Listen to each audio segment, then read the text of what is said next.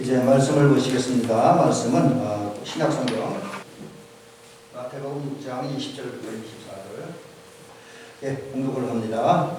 오직 너희를 위하여 보물을 하늘에 쌓아두라. 거기는 점이나 동록이 해하지 못하며 도둑이 구멍을 뚫지도 못하고 도둑질도 못하느니라. 내 보물이 있는 그곳에는 내 마음도 있느니라. 눈은 몸의 등불이니 그러므로 내 눈이 성하면 온 몸이 밝을 것이요 눈이 나쁘면 온 몸이 어두울 것이니 그러므로 내게 있는 빛이 어두우면 그 어두움이 얼마나 더하겠느냐.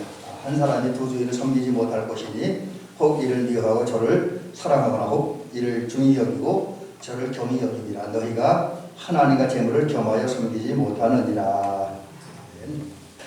오늘은 주보의 제목이 나간 대로 보물을 얻으려면 성한 눈을 가져라, 이런 제목으로 말씀드리겠습니다. 아마 여러분들도 생활하다가 뭐 좀 좋은 거, 좀 심하게 보물이 될 만한 게 있다, 그렇게 그런 것이 보여지고 느껴지면 그것을 갖고 싶은 마음이 불뚝같이 일어날 것입니다. 그리고 또 그 보물같이 귀한 것을, 여러분 것을 만들기 위해서 나름대로 최선을 다하겠죠. 저도 그런 적이 한 번 있었습니다. 개인적인 얘기이긴 한데 제가 이제 다음 얘기를 하기 위해서 이걸 예화를 하나 드립니다. 이제 이렇게 목회를 하면서 또 저 같은 게 일반 목회가 조금 다르게 이제 멀티미디어 영상을 예배에 활용하다 보니까 좀 필요한 장면들이 많이 있습니다. 그리고 또 일상생활을 하다 보니까 꼭 필요한 것이 몇 가지 장비가 몇 가지 있었는데 그 중에 하나가 이제 카메라가 하나 갖고 싶었습니다. 근데 카메라도 일반 카메라가 아니라 우리가 보통 이제 캠코더라고 그러죠. 다른 말로 비디오 카메라인데 비디오 카메라가 필요했고 또 갖고도 싶었습니다. 근데 이제 이게 여러분 제가 지금 뒤에 세워서 적었는데 여기 조금해도요 가격이 만만치 않습니다. 저게 만만치 않아요.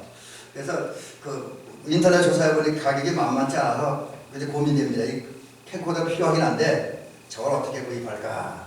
근데 지금 상황이나 그때 상황이나 우리 경제를 보면 저 큰 돈을 들여 그 카메라를 살 수 있는 형편이 못 되었습니다. 그래서 이제 고민을 했죠. 근데 그 당시 그래 제가 하나님께서 또 그런 기회를 주셨고 지방을 섬기는 기회가 있었잖아요. 우리 교회만 섬기다가 처음으로 이제 지방 임원을 맡았고 지방 교육부 총무로 이제 한 2년 동안 섬겼는데 교육부 총무나 선교부 총무라면 지방에서 지금도 똑같을 거예요. 매달 5만 원씩 활동비가 주어져요. 그게 사실 원래 정확히는 제가 쓰라고 주어지는 게 아니라 제가 지방 교육부 활동을 한다든지 아니면 교육부원을 모아놓고 이렇게 뭘 할 때 밥이라도 사주고 우리 부원들을 뭐 활동을 지원해 주라고 5만 원씩 주는 거니까 사실 한참 활동할 때면 그 5만 원은 택없이 부족한 돈입니다. 근데 제가 그때는 제 욕심을 부렸습니다. 그 욕심이 뭐냐면 이 캠코더 카메라를 사고 싶어갖고 이제 사모님한테 얘기를 하지 않고 몰래, 사실 이거는 안 되는데 원래 그러면 안 되는데 그때는 그랬습니다. 지금은 안 그래요. 근데 이제 매달 5만 원씩을 차곡차곡 모은 거예요. 매달. 그리고 또 이제 교육부 총무하다 보니까 지방 교육부 행사나 아니면 지방 집회를 하다 보면 강사로 수고했든지 아니면 여러 가지 총무하고 활동하다 보면 거기에 따라 또 이제 사례비가 조금 나와요. 그거하고 또 이제 교육부 총무를 하다 보니까 지방 실행위원회를 가는데 실행위원회는 매번은 아닌데 1년에 한 4번 정도 하는데 마지막 한 번 한 5만 원 정도 나와요. 그럭저럭 이걸 모아보니까 돈이 한 60만 원 되더라고요. 꽤 많이 맞죠, 1년 동안? 그래갖고 이제 카메라 사기 위해서 우리 작은 애들한테 전화를 하니까 알아보고 가격을 얘기를 합니다. 그래서 이 카메라를 저 뒤에 저거를 57만 원에 샀습니다. 이게 적은 돈은 아니죠. 근데 제가 지금 말씀드리려고 하는 게 뭐냐면 카메라 사고 이런 게 중요한 게 아니라 저는 이 카메라 하나를 사기 위해서 1년 동안 다른 건 몰라도 돈 모은 돈 거기에 다 집중했었어요. 정말 있는 힘을 다해서 최선을 다해서 의욕을 갖고 카메라를 사야겠다는 의욕을 갖고 총력을 다했습니다. 온 힘을 다했어요. 그랬더만 결국 카메라를 구입할 수가 있었습니다. 근데 이게 우리가 보물을 발견한 사람의 마음이고 또 그 보물을 발견한 사람이 그 보물을 차지하기 위해서 해야 할 일이죠. 예수님도 그런 말씀을 하셨어요. 이제 마태복음 13장은 천국에 대한 비유를 여러 가지를 말씀하는데 그 말씀하실 때에 예수님께서 두 가지 비유를 말씀하세요. 그 보화의 비유, 진주장사의 비유를 말씀합니다. 좀 더 구체적으로 얘기해 보면 어느 날 어떤 농부가 어떤 그 농장 주인에게 초청을 받아갖고 남의 집에 가서 일을 합니다. 근데 일을 하다가 막 땅을 파다 뭐 여러 가지 일을 하다 보니까 밭속에 감춘 보화를 하나 발견했습니다. 보화를 발견했어요. 그 보화가 모르겠어요. 뭐 금인지 뭔지 모르겠어요. 근데 하여튼 성경에 보면 보화 또는 보물이라고 부릅니다. 보화를 발견했어요. 또 그 다음에 한 진주 장사가 장사를 하던 중에 어느 날 그 우연히 한 진주를 발견했습니다. 근데 이때에 이 진주 장사나 일하는 농장에서 일하는 일꾼이나 공통점이 하나 있습니다. 그들은 자기가 일하다가 장사하다가 발견한 보화와 진주를 차지하고 싶었습니다. 자기 것 만들고 싶었어요. 이러한 그들은 이제 농부는 보물을 땅속에 감춰놨고요.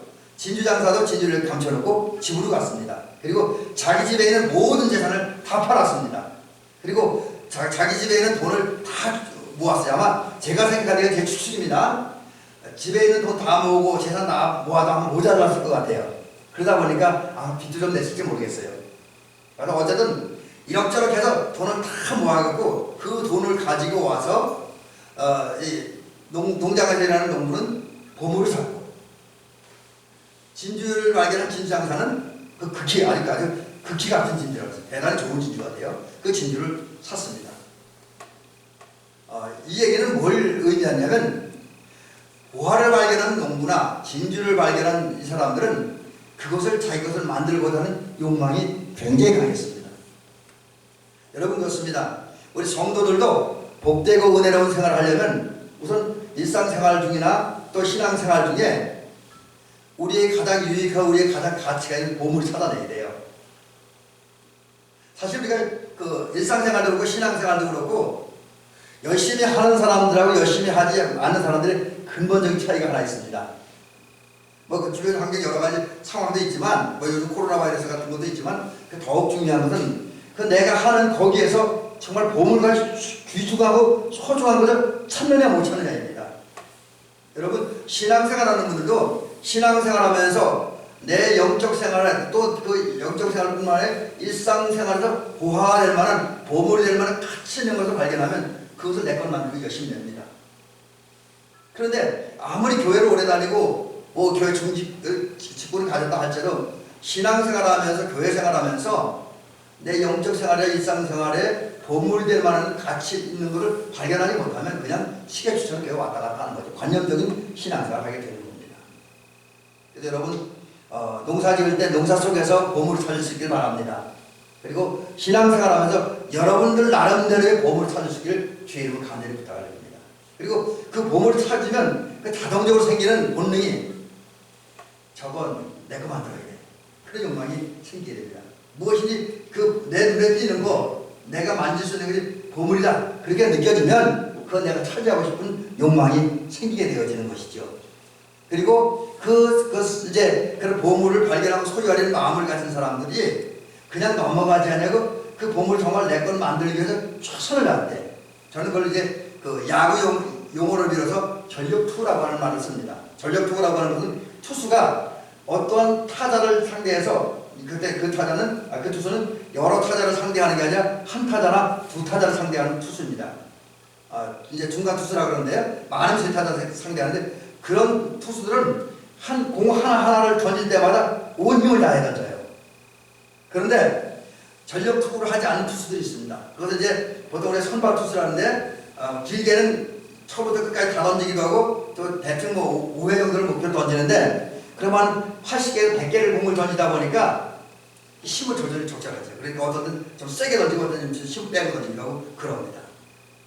근데 여러분 우리가 일상생활 가운데 힘을 뺄 수도 있고 더할 수도 있습니다. 그러나 적어도 내가 신앙생활하는 가운데나 일상생활하는데 어떤 한 보물을 찾았다고 한다면 그리고 그것을 소유하려고 하는 욕망이 내 안에 생기면 그것을 구하기에 최선을 다해야 돼요. 전력투구해야 됩니다. 거기에 내 모든 것을 다 쏟아야 돼요. 여러분 그런 은혜가 있기를 주의 이름으로 간절히 부탁드립니다. 이왕 신앙생활 하는 건데 올해 우리 대민교회 성도 2021년도 신앙생활은 그냥 무의미하게 무가치하게 교양을 왔다 갔다 하지 않기를 주의 이름으로 간절히 부탁드립니다. 여러분이 뭔가 이 예배 속에서 신앙생활 속에서 나름대로 좀 예수 안에 가치 있는 거, 좀 귀한 거, 보물 같은 것을 발견하고 느끼는 보는 한 해가 되시기를 주의 이름으로 간절히 부탁을 드립니다. 그리고 그것을 자신해서 최선을 다할 수 있는 저와 여러분이 되실 줄로 믿습니다. 자, 그러면 그 다음 두 번째 부분을 얘기할 게 뭐냐면 우리가 정말 반드시 저건 내 걸 만들어야 돼. 그런 생각을 가져야 되고 또 그것을 소유하기 위해서 내 걸 만들기 위해서 우리의 모두 다 투자하고 내 거 다 바쳐야 되고 최선을 다해야 할 그 보화는 뭡니까? 그래서 얻어야 할 보물, 보화는 뭘까요? 물론 이거는 사람마다 차이가 있으리라고 여겨집니다. 그러나 저는 오늘 이 시간은 예배드리는 시간이고 신앙 생활하는 시간이기 때문에 신앙적인 면에서 적어도 우리 모든 성도들에게 보물이 될 만한 것 세 가지를 우선 말씀을 드려보려고 합니다. 이 보물이라는 말을 찾아보니까 그런 뜻이 있더라고요. 가장 소중히 여기는 거. 정말 너무너무 귀한 거예요. 그래서 너무 소중하고 너무 귀한 것이기에 그 내 마음과 내 생각 다 사로잡는 거예요. 옛날 제가 저 비디오 카메라 사야겠다고 하는 마음일 때 그걸 위해서 제가 정말 1년 동안 돈을 거기에 집중해 썼던 것처럼 또 제가 이제 영상 목회 시작할 때 이 영상 장비를 어떻게 구입할까 고민하다가 결국은 이제 저희 아버지가 돌아가시고 물려주신 재산 가운데 한 3분의 1 정도를 딱 띄어갖고 영상 장비를 구입했습니다. 물론 아직 고가는 아니지만 한 2,000만 원 조금 못 받았는데 한 350만 원 정도 주고 저 영상 장비 샀었으니까요. 그들이 매번 교체했잖아요. 그러니까 여러분 이 보물이라는 것은 그 당시 저희 목회할 때는 예수님만큼은 아니지만 적어도 영상 장비나 노트북 컴퓨터 같은 건 저에게는 보물 중 하나였었습니다. 그래서 저는 거기에 총력을 다했습니다. 그게 언제나 기도할 때마다 그게 생각이 났죠. 여러분도 신앙생활 하면서 정말 여러분의 마음을 사로잡고 생각을 사로잡고 의지를 사로잡을 만한 그게 보배예요. 여러분들에게 그런 것이 있기를 주의 이름 부탁하는데 그럼 우리에게 무엇이 우리의 가장 소중해서 우리의 몸과 마음을 바칠 만한 것이 될까요? 이제 제가 얘기했는데 첫째는 예수님이 보화인 것을 믿으시기 바랍니다. 우리에게 있어서 가장 소중한 건 예수님보다 더 귀한 건 없어요. 예수님이 가장 소중한 겁니다. 왜 그러냐면 바울은 말할 때 예수님의 가치를 이렇게 얘기하고 있습니다. 모든 것을 배설물로 여길 정도로 그리스도를 아는 지식이 가장 고상하기 때문에 모든 것 옛날에 알고 있는 철학 그 다음에 세상적인 지위, 학문, 명예 이런 건 다 배설물처럼 여겼다는 거지요. 그렇습니다. 그리스도는 우리에게 너무너무 귀하기 때문에 다른 것은 배설물 정도밖에 안 되는 거예요. 저는 그래서 어제 아침에 이 말씀을 놓고 많이 기도했습니다. 정말 그리스도가 너무 귀해서 배설물처럼 여겨져야 되는데 다른 것들은 배설물처럼 여겨지는데 행여나 내게 그리스도보다 더 귀하게 여기는 없는가, 더 가치 있게 여기는 것은 없는가 라는 생각을 많이 해보면서 어저께 개인 기도를 좀 드렸었습니다. 여러분 그리스도는 너무 귀해요. 그렇기 때문에 다른 것은 그리스도와 비교할 때 배설물 정도밖에는 안 됩니다. 자, 그러면 왜 다른 것을 배설물로 여길 정도만큼 그리스도가 귀한 것입니까? 바로 그것은 주님이 우리의 길이기 때문이에요. 내가 곧 길이요. 무슨 길입니까? 우리에게 구원과 생명과 영생과 행복과 삶을 가치 있게 만드는 길이잖아요. 또 주님은 문입니다. 우리로 하여금 구원으로 들어간 은혜로 들어간 복으로 들어가는 영생으로 들어가는 문이죠. 다른 문으로 들어가는 것은 다 도둑이라고 했습니다. 예수님이라고 하는 문을 통해서 들어가야 정상이라는 거죠. 예수님은 우리의 문입니다. 또 예수님은 진리예요. 여기서는 영적인 부분도 있지만 일상생활 삶의 원칙과 진리를 가르쳐주는 게 주님입니다. 그러게 어떤 분은 이 주님을 찬양하잖아요.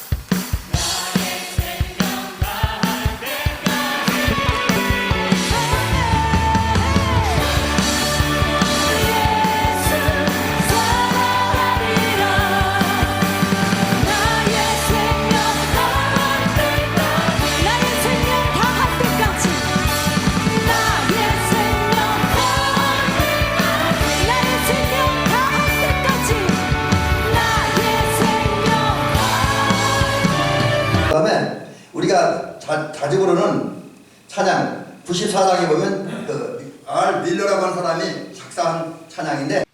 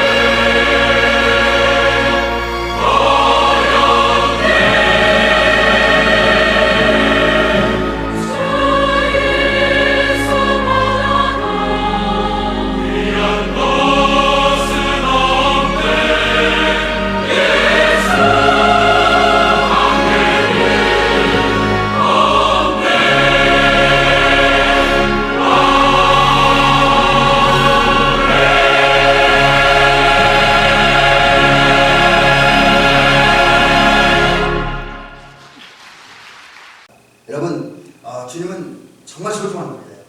우화 같은 분입니다. 부귀도와도 바꾸셨고 영화로와도 바꾸셨고 행복과도 바꾸셨습니다. 세상 어떤 것도. 또 핍박과 유혹이 몰려와도 주를 사랑하고 주를 섬기는 마음을 뺏을 수 없을 만큼 존귀합니다. 여러분, 이 귀한 예수님을 여러분의 삶의 보배로 모시고 살아가는 은총이 있기를 주의 이름으로 간절히 부탁을 드립니다. 그 다음에 두 번째는 우리의 보화가 뭐냐? 자, 우리 말씀을 보배로 삼아야 돼요. 왜 말씀을 보배로 삼아야 되냐면, 말씀의 힘입니다. 여기 오늘 시편에 보니까 청년이 무엇으로 그 행실을 깨끗하게 하리까? 라고 질문하면서 하나님의 말씀을 알았어요.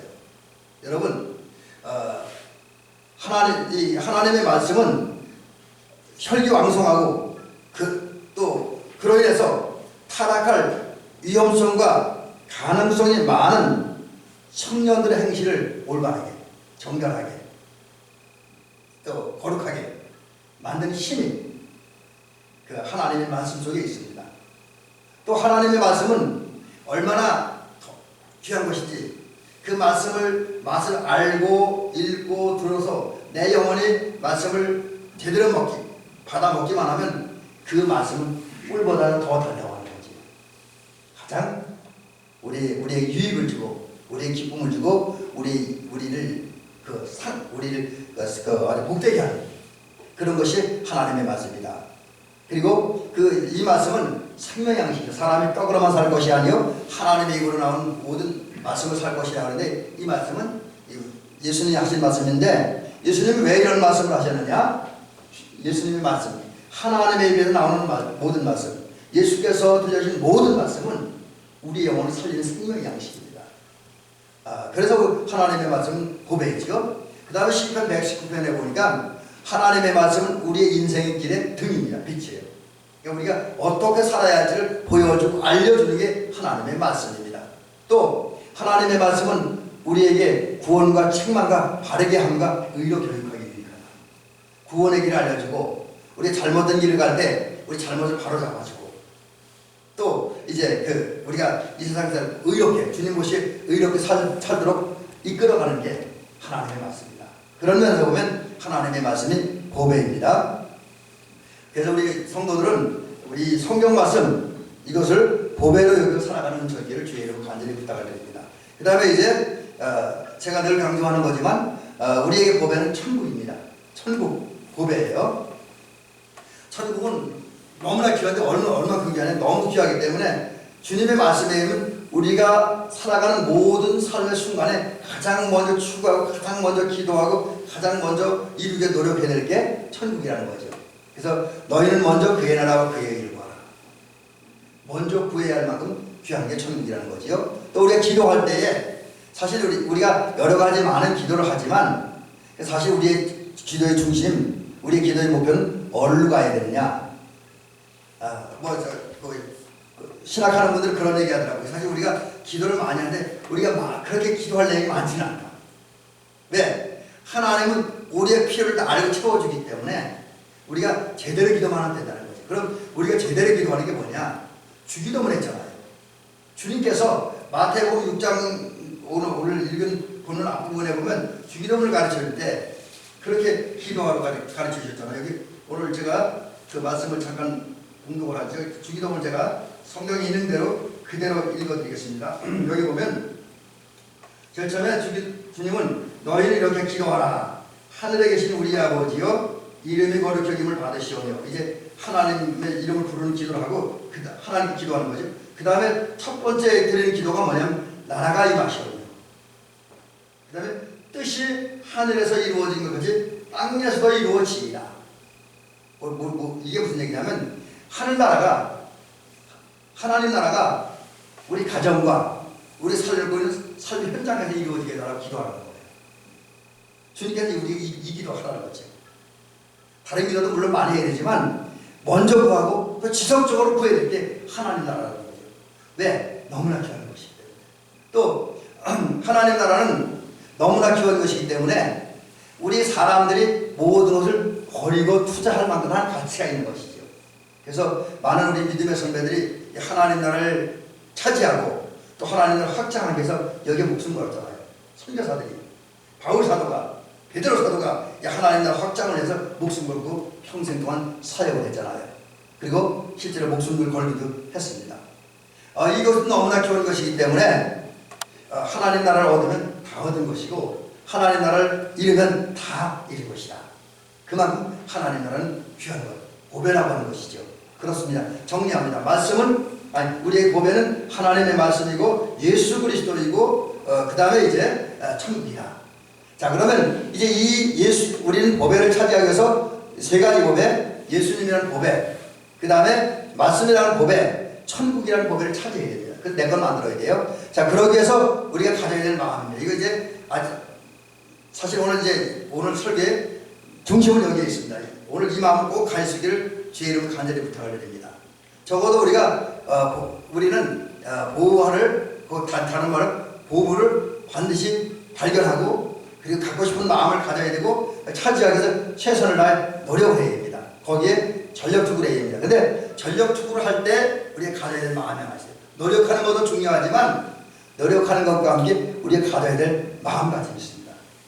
그것을 예수님은 원하는 성한 눈을 가져야 된다. 여러분, 우리 인간의 몸에는 여러 가지 지체가 있는데 그 지체 하나하나마다 다 중요한 기능과 역할을 하고 있습니다.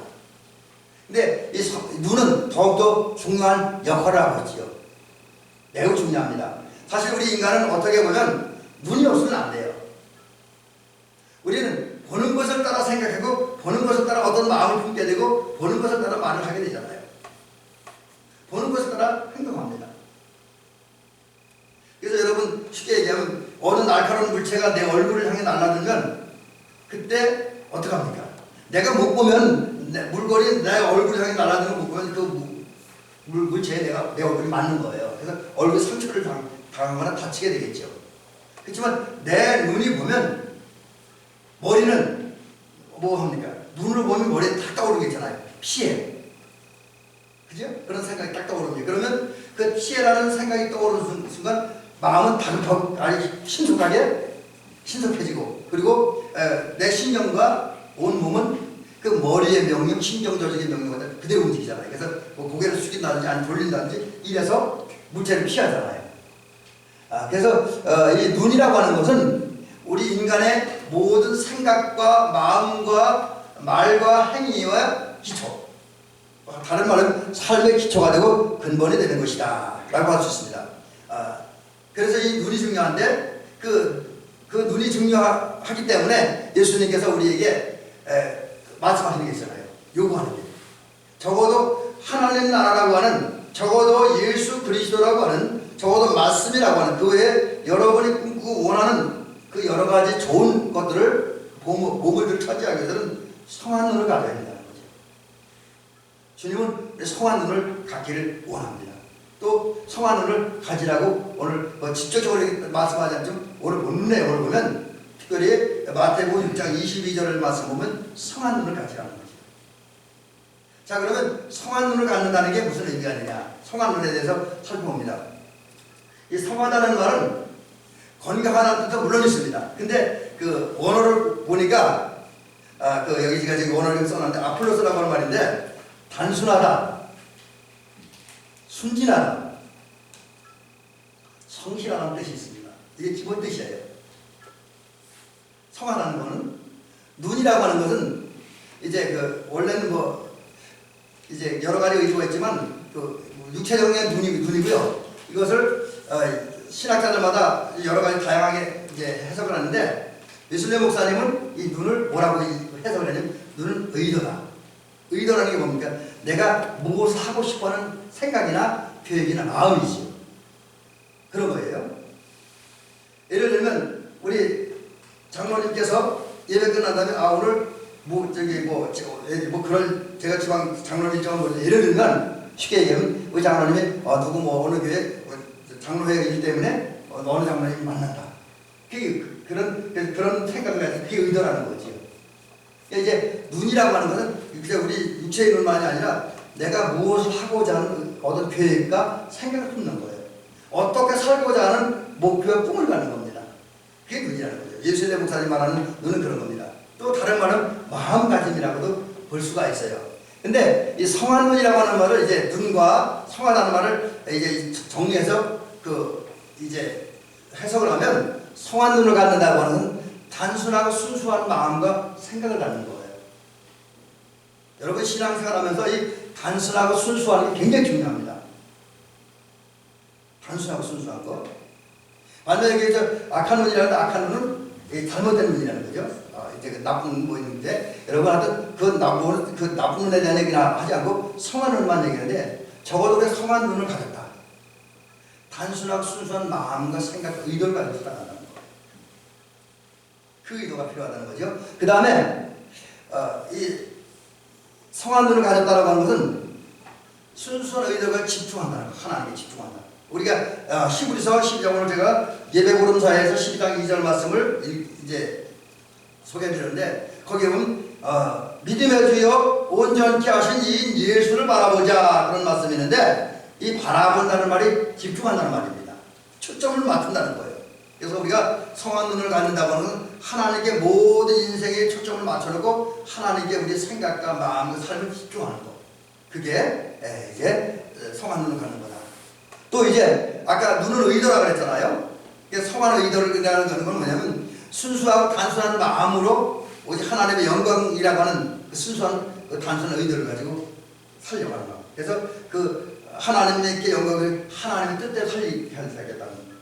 하나님의 뜻 복음 전도하겠다고 하는 사랑을 실천하겠다는 그런 마음과 생각과 의도를 갖는 거. 이게 상한 눈을 갖는 것이다. 그리고 그런 이제 마음 품고 실제 삶 속에서 하나님을 기쁘게 해드리는 마음과 생각을 품고 그것을 실천하는 것.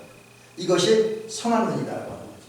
여러분 오늘 굉장히 중요한 거 오늘 뒤에는 뭐 이제 결과에 대한 얘기 좀 말씀드리려고 하는데 어쨌든 지금 오늘 제 설교의 핵심은 뭐냐면 성한 눈을 가져야 돼요.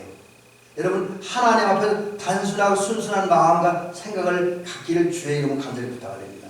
그 하나님만을 바라보고 생각하는 그 단순하고 순수한 마음을 가지고 여러분의 삶의 초점을 하나님께 맞춰 놓으시기 바랍니다. 주님을 바라보고 주님에 의해 주어질 은혜와 사랑과 복과 천국에 집중하는 그 끊임없이 주목하는 그런 삶을 사는 저와 여러분이 될 줄 믿습니다. 그리고 어쨌든 지금까지도 그랬지만 앞으로도 계속 나는 하나님의 뜻대로 살아야 돼. 하나님이 기쁘게 하는 삶을 살아야 돼. 이런 마음을 가지고 실제로 하나님의 뜻을 발견하면서 실천하는 저와 여러분들 되시기를 주의 이름으로 간절히 부탁을 드립니다. 이제 마지막 부분 얘기를 이런 말씀으로 드리려고 말씀을 마치려고 합니다. 여러분 우리가 이제 하나님의 은혜를 받아서 이렇게 성한 눈을 가졌을 때 과연 어떤 결과가 나타나냐는 거죠. 여러분 주님의 법칙은 심는 대로 거두는 법칙이에요. 그러니까 우리가 주님이 원하는 마음과 생각을 품고 주님이 원하는 삶을 살면 그에 합당한 대가가 우리에게 주어진다라고 하는 거죠. 자, 그럼 그 사실 예수님은 이렇게 말씀하고 있습니다. 눈은 몸의 등불이니 그러므로 내 눈이 성하면 온몸이 밝을 것이요. 내 눈이 성하면 온몸이 밝을 것이라고 했습니다. 우리가 주님 모시기 아까 말씀드린 단순하고 순수한 마음을 가지고 하나님께 집중하는 하나님의 뜻대로 살겠다는 의도와 마음을 가지고 살면 거기에 따른 은혜를 주시겠다는 거죠. 이게 뭐냐? 성한 눈을 가지면 온몸이 밝아진다. 몸 전체, 다른 말로 삶 전체가 밝아진다. 이건데 그럼 밝아진다는 게 뭐냐? 하나님의 은혜를 받았기 때문에 하나님께서 주신 빛이 우리에게 와서 우리의 비춤으로 우리에게는 가능성 있는 삶이 있다는 거죠. 희망 있는 넘치는 삶을 살게 된다. 기쁨과 지혜가 있고 또 활기가 있고 또 쾌활한 삶을 살 수 있다고 하는 것이죠. 그래서 그런 거룩한 빛이 비춰질 때 어떤 현상이 나타나냐? 그 거룩한 빛이 비춰지는데 우리의 삶을 밝게 하는 희망이 넘치게 하고 가능성이 있게 하고 어떤 지혜가 넘치게 하는 그런 빛이 비춰진 그 빛이 뭐냐? 여기 제가 미리 나와버렸네요. 빛은 예수님입니다. 예수님께서 내가 세상의 빛이라고 했잖아요. 또 빛은 거룩한 빛은 성령님입니다. 또 거룩한 빛은 아까 말씀드렸던 하나님 나라입니다. 이게 이제 보배도 되고 빛도 됩니다. 이런 특별히 성령을 통해서 예수님이라는 빛이 우리에게 비춰지고 우리 안에 하나님 나라 임할 때 어떤 현상이 생기느냐? 우리 참되고 거룩한 하나님의 사람들이 되어짐을 믿으시기 바랍니다. 성령의 빛이 비춰질 때, 곧 거룩한 빛이 비춰질 때, 예수라고 하는 빛이 비춰질 때 우리는 그 빛을 따라서, 빛의 인도를 따라서, 빛의 움직임을 따라서 비추신 예수께로 나가고, 예수께로 나간 결과 예수님으로 옷 입습니다. 예수님으로 무장하게 되죠. 예수 충만한 성도가 되어진다는 거죠. 성령 충만한 성도는 다른 말은 예수 충만한 성도라고 이야기할 수 있습니다. 한편 성령의 인도를 따라서 예수께 나가고 예수를 옷 입혀줄 때 나는 자연스럽게 내 안에 예수의 성품이 임합니다. 하나님의 형상이 회복됩니다. 그 결과 내 안에는 죄의 성품, 죄를 즐겨보는 마음과 생각은 사라집니다. 성령이 내 안에 들어와 있을 때, 성령으로 예수로 충만해졌을 때 죄의 성품은 사라지고 죄를 짓는 습관도 사라집니다. 그리고 날마다 주와 동행하게 되어집니다. 그러다 보면 굳이 내가 의롭게 살아야 돼, 거룩하게 살아야 돼 이런 거 하지 않아도 성령의 인도를 따라 살아갈 때 자연스럽게 의롭고 거룩한 삶을 살 수 있다라고 하는 거죠. 이게 성한 눈을 가진 첫 번째 복이고요. 두 번째는 하나님을 알게 되어집니다. 거룩한 빛, 성령의 빛이 비춰질 때 참된 지혜와 지식이 우리에게 임합니다. 그래서 정확한 영적 지식, 다른 말로 하면 하나님을 알게 돼요. 이제 사실 구약 성경에 보면 이스라엘 백성들이 망하는 것, 하나님의 백성들이 망하는 건 하나님을 아는 지식이 없어 망한다고 그랬습니다. 그러나 성한 눈을 내가 가짐으로써 성령을 통해서 거룩한 빛이 내 안에 오면, 그래서 내가 예수 충만하고 성령 충만하면 영적 지식이 생겨서 하나님을 알게 돼요. 하나님 마음을 알고, 하나님 생각을 알고, 하나님의 역사, 하나님의 은혜를 알게 되고, 예수님도 알게 되죠. 그리고 그 예수님을 통해서 주어지는 구원의 가치, 천국의 가치를 이건 머리로 알게, 가슴으로 느끼고 삶으로 경험하는 은총이 있어지죠. 그리고 하나님의 뜻도 알게 되고, 성도로서 은혜 받은 사람으로서 어떻게 살아야 될지를 알게 됩니다. 그래서 참되고 거룩한 지식을 가지면서 바르게 살게 되는 거죠. 마지막 하나는 우리가 이제 성한 눈을 갈 때 하나님 앞에 단순하고 순수한 마음과 생각을 갖고 우리가 하나님만 집중하게 쳐다보고 하나님의 뜻대 설령을 의도를 가지고 최선을 하나님의 뜻을 실천할 때 성령이 우리 안에 역사함으로 우리 안에 행복이 임합니다. 여러분, 성령의 역사하심을 경험하는 분들은 느끼잖아요. 성령이 우리 안에 들어오면, 그래서 예수로 내 안에 충만하면 우리의 마음에 저절로 기쁨이 생기잖아요. 그 무엇으로도 표현할 수 없는 기쁨이 생깁니다. 왜? 성령이 임할 때 우리 예수님을 만날 수 있고 그 예수님과 동행하면 그 어디나 하늘나라를 누리잖아요. 하늘나라 특징이 뭡니까? 평강이 아니고 평강과 기쁨입니다. 또 실제로 주와 동행하다 보면 주님의 지키심과 보호하심을 경험하잖아요. 그리고 순간순간마다 베풀어지는 하나님의 은혜와 사랑을 경험하잖아요. 그거 알게 되면 여러분, 우리가 이 세상에 여러 가지 많은 일들이 벌어지지만 그래도 즐겁고 하시고 웃을 수 있습니다.